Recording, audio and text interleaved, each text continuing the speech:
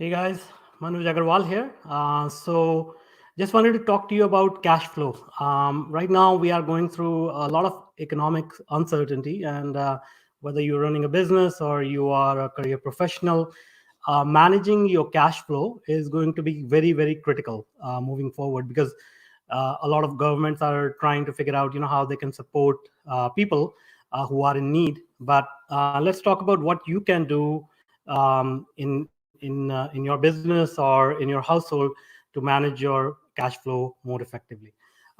So, in case if you want to talk about it or you want to get some input on how you're managing your cash flow, just drop a comment and we can chat about it. But let me just quickly give you a story about one real estate company I was working with. Actually, it belongs to my friend. So, just recently we were talking about his situation. That company manages about 3,300 rental apartments, and uh, in most of their tenants, they are low income low income earners. So they are obviously under a lot of pressure because of the rent coming due. It's first of month and everything. And my friend who's managing all these apartments, he obviously wanted to support the tenants in some way. So we were brainstorming on how we can, protect the business as well as have some cash flow coming in. As all businesses all about cash coming in, cash going out to pay for the expenses and vendors and whatnot. Similarly, in your household, you get like if you're earning a salary, the salary comes in, and you pay for food and other necessities. So in this case, what we were able to do is take advantage of some of the programs that the government has launched in support of the tenants as well as the landlords, and subsidize some of the rent. On top of that, we also agreed to renegotiate some of the contracts. These rental apartment building companies, they have a lot of expenses. They have maintenance, they have property management fee, they have insurance, they have lighting, they have fixtures, all kinds of expenses they have to incur in order to maintain that building, right? So what we came up with is a plan to sort of renegotiate with their major vendors the pricing and the contract, so that they can bring down their overall expenses.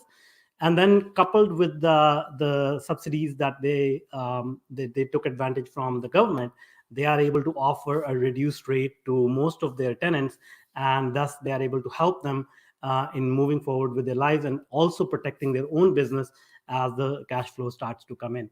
So that was just a quick example on how you can also look at your business, your household, and see what are the things that may not be necessary, and try to adjust those. So a good example could be, let's say, if you drive two cars in your household now, since most of the driving nobody's driving anymore in most cases, unless you are an essential worker. You can actually opt to just park one car and get insurance in only on one car for emergency purposes.